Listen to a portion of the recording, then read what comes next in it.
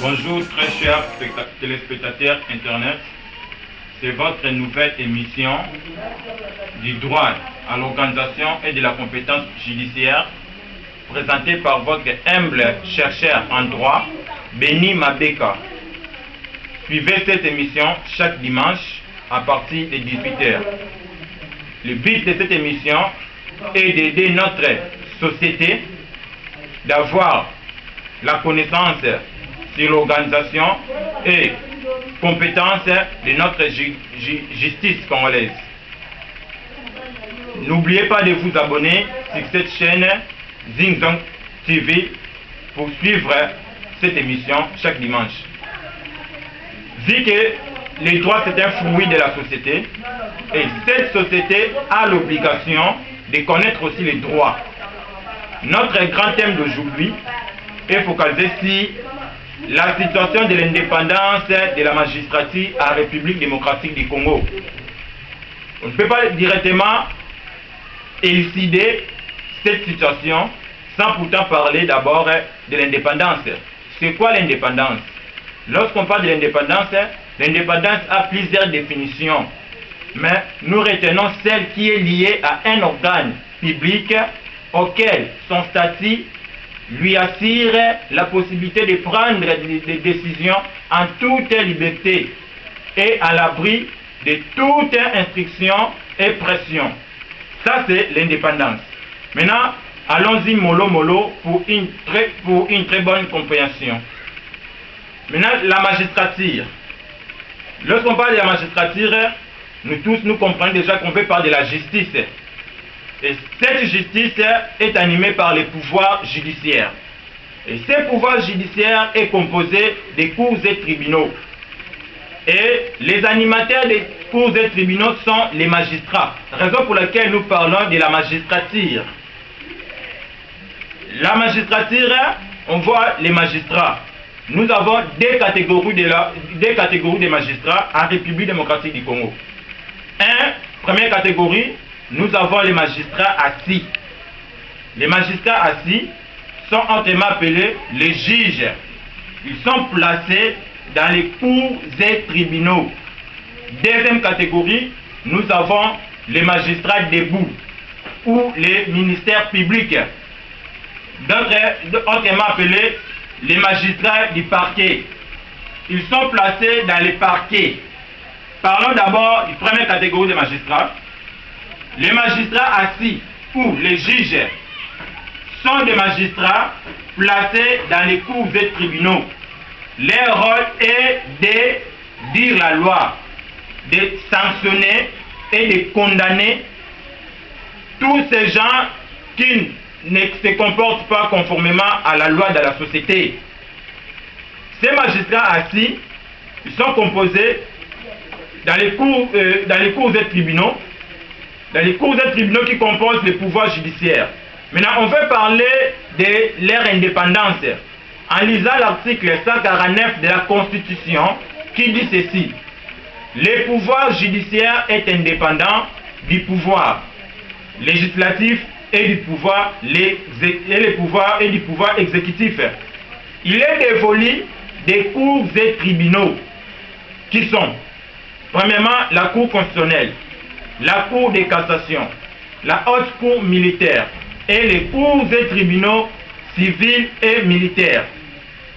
Ces juges sont placés dans les cours et tribunaux en vue de rendre la justice, de dire la loi et de condamner, de sanctionner. Ce qu'ils disent là doit être impartial. Les juges ne peuvent pas être partial parce qu'ils condamnent des gens et ils sanctionnent.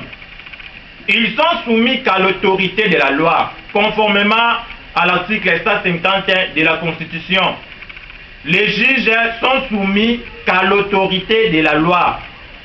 Et toutes ces décisions qu'ils prennent ne peuvent pas être modifiées ni par les pouvoirs exécutifs, ni par les pouvoirs législatifs, conformément toujours à la Constitution dans son article 151. C'est-à-dire, les décisions du juge est inchangeable, ne peut pas être modifiées par les pouvoirs cités ci-dessus. Et beaucoup de gens vont se poser des questions. Maintenant, lorsqu'on parle seulement des magistrats assis, ils sont dans les pouvoirs judiciaires, bien les instances que je vais les citer qui composent les pouvoirs judiciaires, nous n'avons pas cité les parquets. Laisse-moi vous dire ceci que, en lisant très bien l'article 159 de la Constitution, nous comprenons directement que les parquets ne fait plus partie du pouvoir judiciaire.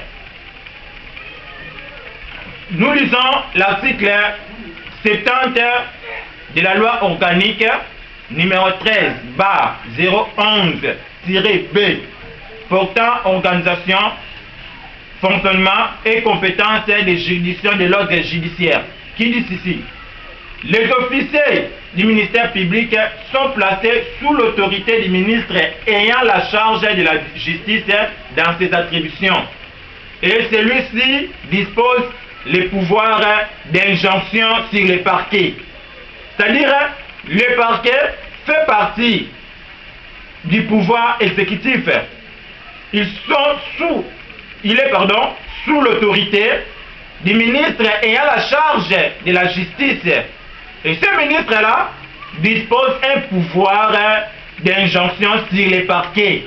Il saisit le procureur général près la cour de cassation et le procureur général près la cour d'appel.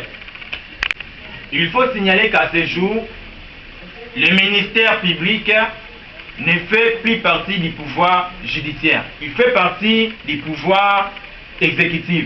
Car placé sous son autorité, cela montre sa nature hybride. C'est-à-dire, de l'autre côté, il est ministère public, de l'autre côté, il est magistrat. Il dépend du ministre ayant la charge de la justice. Le magistrat du parquet ou le ministère public a comme rôle de chercher les infractions. Il reçoit des plaintes et des dénonciations. Et à la fin, il saisit les cours et tribunaux. Mais cela ne dit pas qu'il y a une séparation dans ces pouvoirs-là. Car le pouvoir judiciaire doit coopérer avec d'autres pouvoirs. Mais il ne dépend pas de ces pouvoirs-là.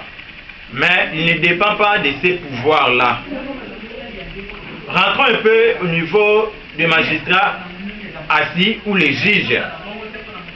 Lorsque les magistrats debout ou le ministère public saisit les cours et tribunaux, dans le but que les magistrats assis ou les juges de faire quoi? De dire la loi, de sanctionner ou de condamner les coupables. Et la décision rendue dans les tribunaux est appelée le jugement. Et la décision du cour, peut-être cour constitutionnelle, cour de cassation, cour d'appel est appelée l'arrêt. Il faut faire cette différence-là. Nous avons le jugement et l'arrêt. Le jugement et l'arrêt sont des décisions du juge, sont des décisions rendues par les cours et tribunaux. Sont des décisions rendues dans les cours et tribunaux. Je vous rappelle ceci. Vu que le juge ou le magistrat assis est indépendant, il fait partie du pouvoir judiciaire. Il dit la loi, il sanctionne, il condamne. Mais celui-ci doit condamner avec beaucoup d'impartialité. Le juge ne peut pas être partial. C'est-à-dire partial, être injuste. Non. Si nous lisons même dans la Bible, dans les livres de Romains chapitre 14, verset 3, vous trouverez quelles sont les recommandations de bonne qualité d'un juge. Je vous annonce déjà le sujet de l'émission qui aura lieu le dimanche prochain. Nous allons parler sur l'impartialité du juge. C'est la fin de notre émission, nos très chers abonnés. Je remercie toute l'équipe de Zingzong TV, plus particulièrement à Zingzong Kivan avec ses bons travail.